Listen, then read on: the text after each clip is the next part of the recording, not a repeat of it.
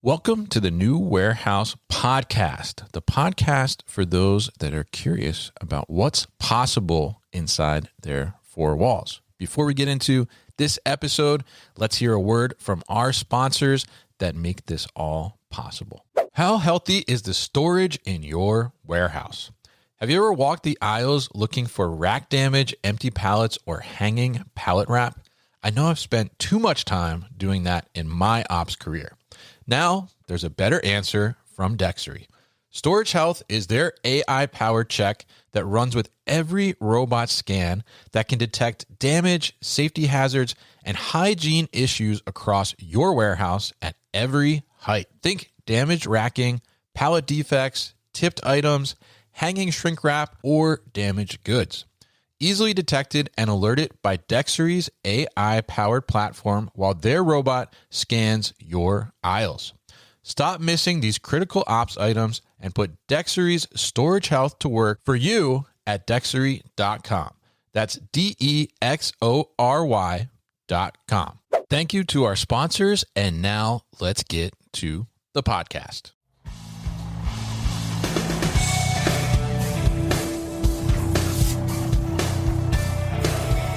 The New Warehouse Podcast, hosted by Kevin Lawton, is your source for insights and ideas from the distribution, transportation, and logistics industry. A new episode every Monday morning brings you the latest from industry experts and thought leaders. And now, here's Kevin.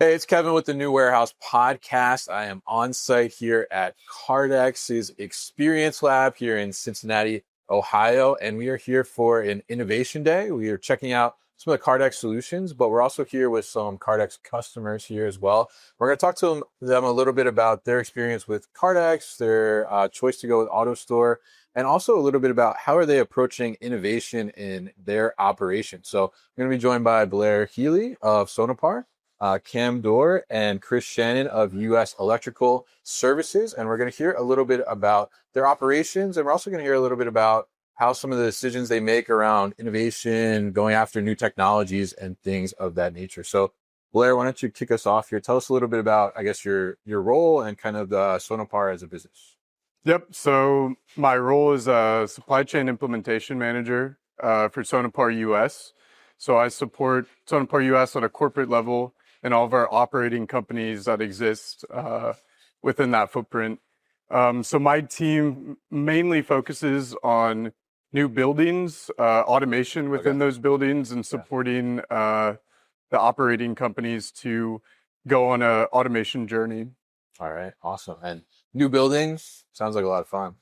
It is a lot of fun. Do you like warehouses? Okay, definitely. And Dore here from US Electrical Services. Tell us a little bit about your role and also US Electrical Services.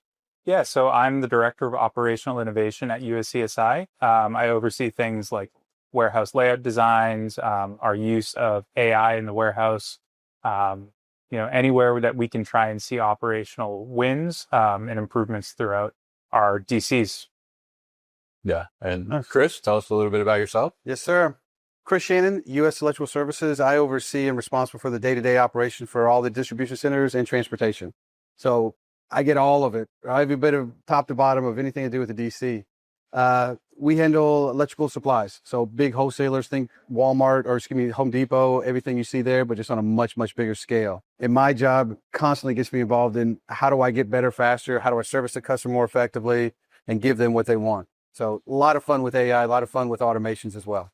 Yeah, definitely. We saw some of the fun you're having earlier today as well, which was really cool to see that. So maybe Chris, we'll start with you here in this question because as you said, like you're kind of overseeing the distribution, transportation, operations as a whole. So tell us a little bit about, from that leadership perspective, how do you view innovation within the warehouse, and how do you also then kind of disseminate that into your teams like Cam?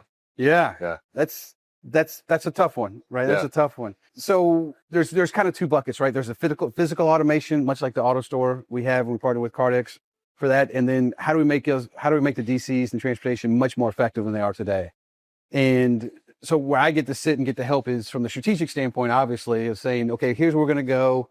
We want to be better and faster, but we don't have the tools, right? And as you guys know, we talked about earlier today, which was a lot of fun, about Replit or Claude or all these different tools we have out there of operationalizing them. Where I get the opportunity of saying, okay, we want to be world-class to service our customers, be the best electrical distributor in the industry, is how do I make that happen? And one example, if you may I give you an example, we started a journey with Replit to start making apps to solve day-to-day problems.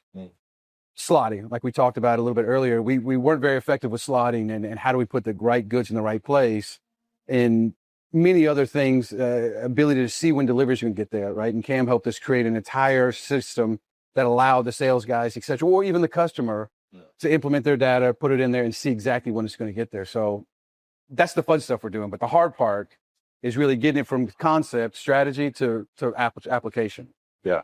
And that's where I've been spending the last year plus of my life trying to figure out how to use this, because everybody says AI is great, AI is awesome, but not everybody is really using it, really utilizing it, get it to the shop floor, operationalize it. We talk about operationalizing all the time and using tools like Replit. We've made some amazing apps, and I know Cam will get into some of those things that we talked about.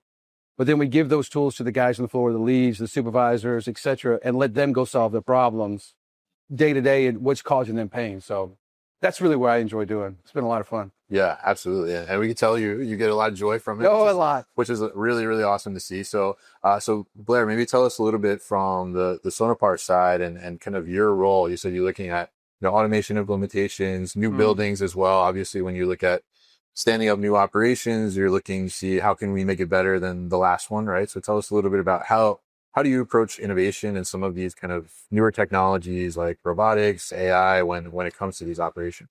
Yeah, absolutely. A lot of it starts with looking at the process and understanding the process and understanding how can we be more efficient. It's not just in the automation and the hardware and the mechanical side, but is where can we bring in new ways and ways to assist our team that kind of expands their abilities. Chris talked about slotting. There's a lot of opportunities to use AI where it's kind of a sparring partner with the team and allows your team to do more than they were doing on their own. For example, the flexibility that AutoStore brings is a lot of what we're looking at. So our customer expectations are changing, and they're continuing to change at a quicker pace as customers are using AI as well. One of the things that AutoStore brings and that Cardex brings with AutoStore is the continued innovation that they're doing. Some of the products that we've seen that were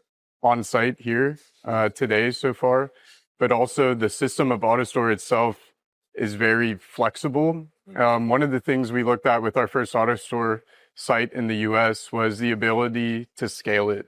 So we're really looking at a project that's not just for the next couple of years, but for 10 years and past. So can we go into a building and continue to scale the automation within the four walls of the building without expanding the building, but offer more products to our customers, have later cutoff times for the customers, and meet a service level that we weren't previously able to meet with something like AutoStore and Cardex.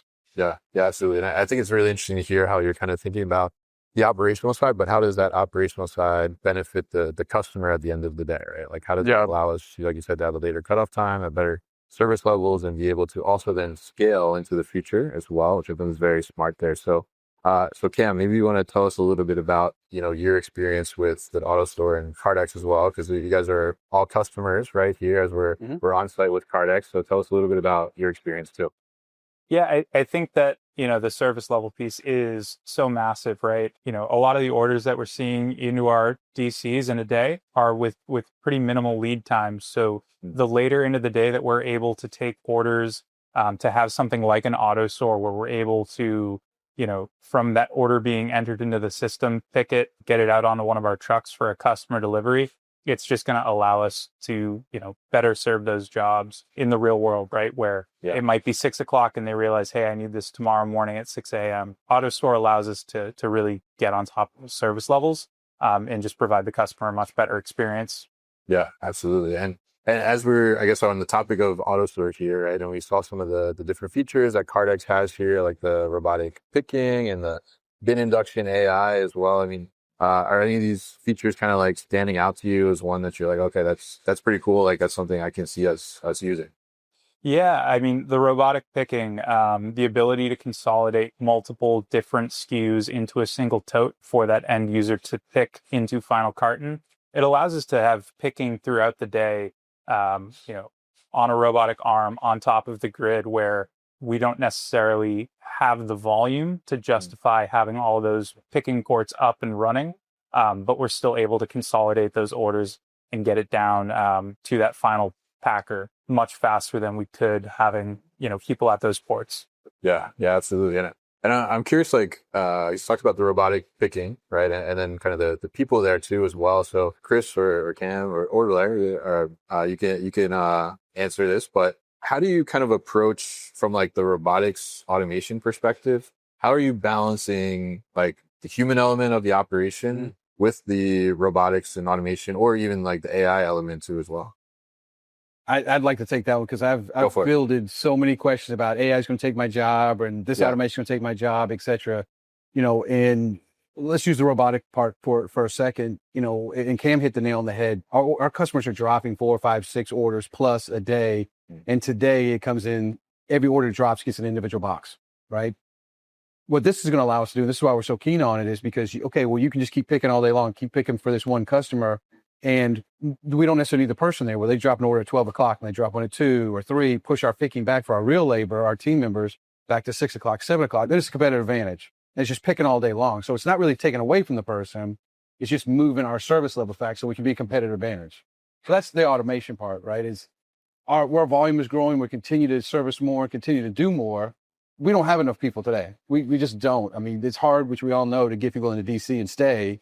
First off, this allows us to double our capacity, et cetera, with the same staff we have. So better money and better opportunity to service the customer. That's kind of how I've been selling it with the team member from automation. AI is a bigger challenge, right? A lot of people say, hey, Chris, you're going to eliminate my job. Well, no. What I'm trying to do is trying to help and guide you and give you the tool to leverage yourself 5 times more, 10 times more, 20 times more. Yeah. So you can produce a product that's better, faster, and then we can go do other things. Because there's no shortage of ideas or things to go fix. I mean, you guys all know we live in DC's in transportation. Every day there's a firestorm, every single day. And we need more bandwidth for our guys and gals that we have on the team to not be dealing with building a spreadsheet, doing something menial, to let their time to talk to the customers, to handle whatever problem you do to get better. So it's not about losing jobs. It's about how do you leverage stuff. Just like with a spreadsheet, which we had to do it on paper before, doing math. Now we can do it in a spreadsheet. Well, AI takes it way more beyond that, right? And I say AI is a general term, Claude or Replit or whatever, to take our productivity beyond what we ever thought possible. So I think it's a leveraging tool, and that's how I'm selling it, But I do personally believe it, Yeah, absolutely. I think it's interesting to hear kind of how you approach that and how you kind of figure out that balance. So how do you guys approach it? Yeah, I would add too that especially automating any portion of your site, it changes the work. Where now if you're an automation manager, you're managing a team that's working on AutoStore. It's completely different than being a kind of old school outbound pick manager. Right. Now you're managing a team and you have the abilities with AutoStore to buffer certain picks to certain times, hold picks to when you want to release them specifically. You can do inbound and outbound at the same time.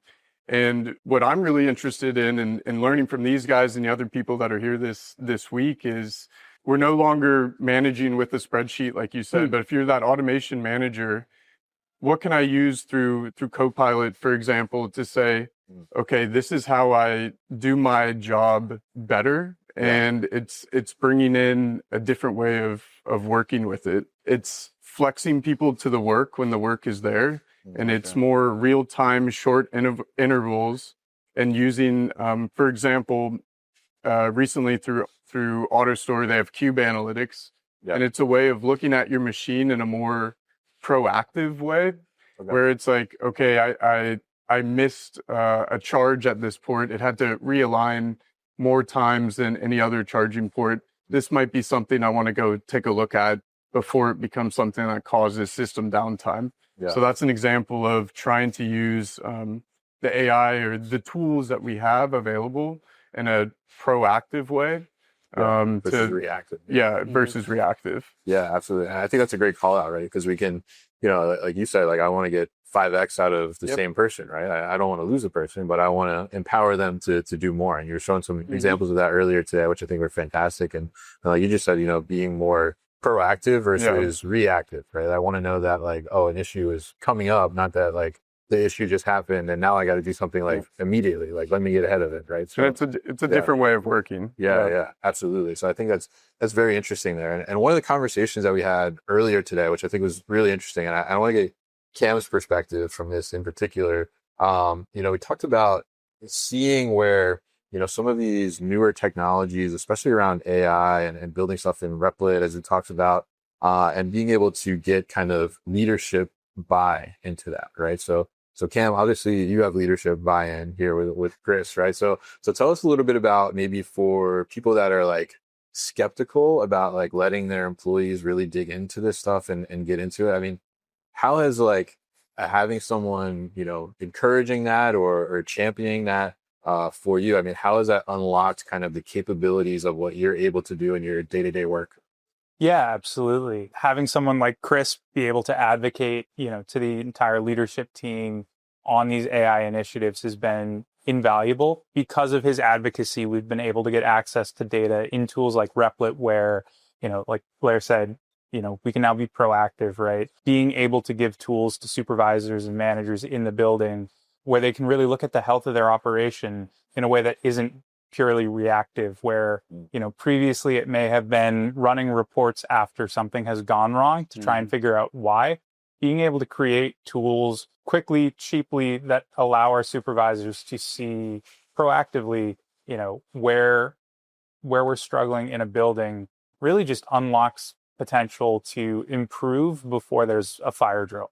Yeah. So, having Chris advocate for adding tools like these to our distribution centers has really allowed us to prove out the wins to that senior leadership team, where we can go into a building and say, hey, look at this. Here is the win. There's really two pieces to it, right? It's being proactive, but then it's also freeing them from administrative work, where now they're proactively seeing where they can go and find the improvement in their building. But we also want to take away some of that administrative work where they're responding to emails and trackers on things that, we can build a tool that's going to help our sales team see. So it's really those two pieces that with advocacy have showcased how AI can be used to generate wins in a warehouse. And once you get those wins, it becomes a lot easier to sell additional wins using something like Replit or Claude or any other, cowork you mentioned.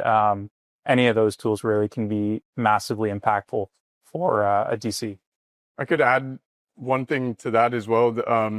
What I see coming down the road that I'm really excited about in terms of adaptability is ease of use. And what I mean is, I think training and troubleshooting can really, really be improved by using agents and giving Copilot access to complete body of knowledge of documentation. For example, all of the training and instruction and previous troubleshooting within AutoStore, where an automation manager could say, hey, how do I get 10% faster with my picking, and do some analysis that way, where previously typically we would come in with Power BI or spreadsheets and we'd say, okay, you do this pivot and you look at this sheet and you work on these items, where it's more of, with some agents, you can have a conversation and just an extensive body of knowledge is there, and it can bring it to you in a more concise way, where if I send someone a 30-page SOP on how to do something, how many people are going to read it? I know typically I'm not going to read it.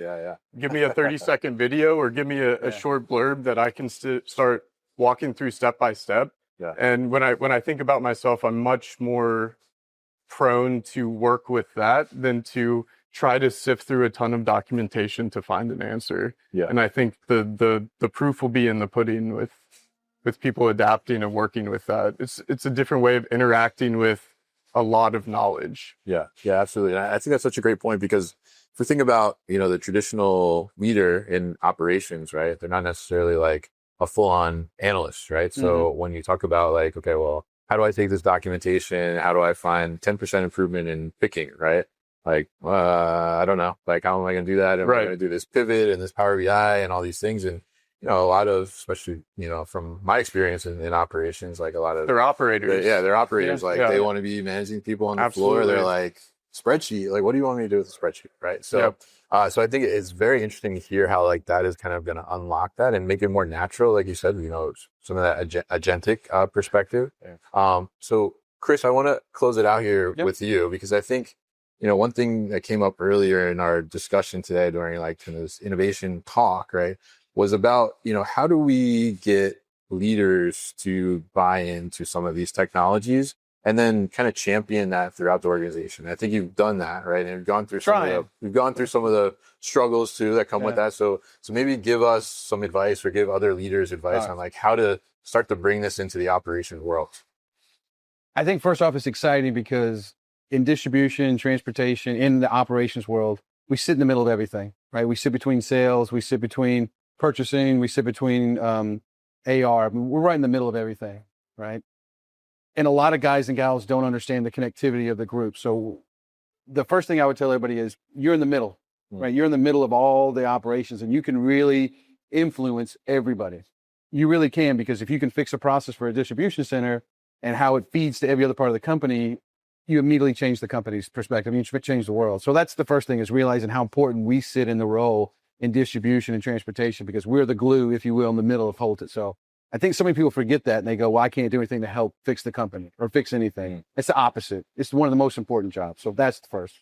The second one is I really do think it's getting a win, getting something where you get an application. Is it an Uber app, or where you can see customer deliveries? You begin with a problem. And in that scenario, the problem was a sales guy or gal came to me and said, hey, Chris, I want to see when something's delivered, right? So in the moment, Cam made an amazing app that took very little time to do, but it solved a problem, which real true use case. And again, if I don't say anything else, and anybody gets anything from me, is understanding a real problem. And you solve that problem for others, right? And Cam made this amazing app where you could show that delivery to any customer, to anybody in the moment. And then all of a sudden people go, oh, wait a minute. Now this impacts me and makes my life easier. Yeah. Right. And then you go sell that, right? And I know Cam gives me a hard time because he says I'm not a sales guy, but I do spend a lot of time selling, right, of the use case. And you take that and you say, hey, listen, this really helped the sales guy. What else can I do to help you? What's your problem? What is an issue that I can solve for you?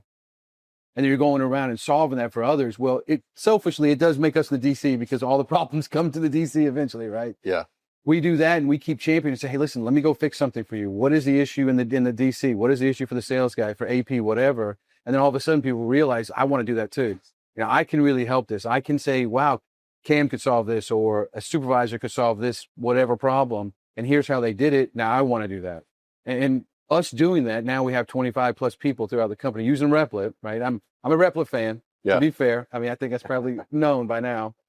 But across all the companies, in sales, in marketing, all over, because we showed them use cases, and then we gave them the tool and started working on problems with them. And now they run out and do all kinds of things throughout the entire company. That's only 25 people in a 2,500 person company are trying to solve all the problems, right? So that's the advice I have, right? It's not easy. And people will tell you all the time, oh, you saw with AI. No, you got to want to do this, and you got to want to do it. But if you begin with the problem and you realize how important it is and what you can do to help others, I think if you have those kind of mindsets, right, and you show value, right, through to the Uber app or whatever, people start buying in, and they realize it's not going to take your job. It's going to only help you do your job more effectively. Take the mishigash off your plate that you're dealing with. And then people really get excited about it, right? And it becomes part of the DNA. And I would have to say, a lot of people in the company, the USESI, don't know how to go back. Like, we don't know how to not use Replit now, or some of the other things we're doing with Claude, et cetera. And then it takes on its life of its own, right? It's just who we are now. Yeah. So.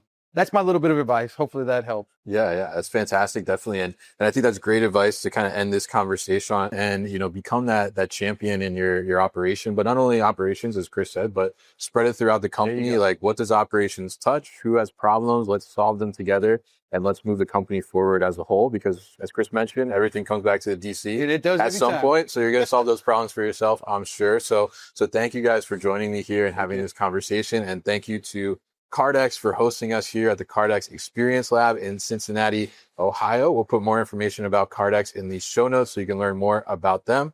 But once again, thank you all for joining me.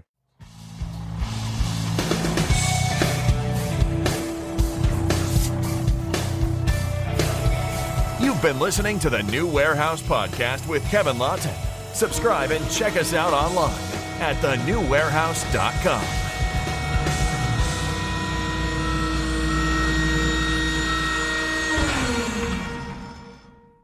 Enjoyed this episode? Make sure you are subscribed to the podcast, and for more content from the New Warehouse, find us on LinkedIn and YouTube. Links to subscribe can be found in the show notes, and for everything The New Warehouse, head to thenewwarehouse.com.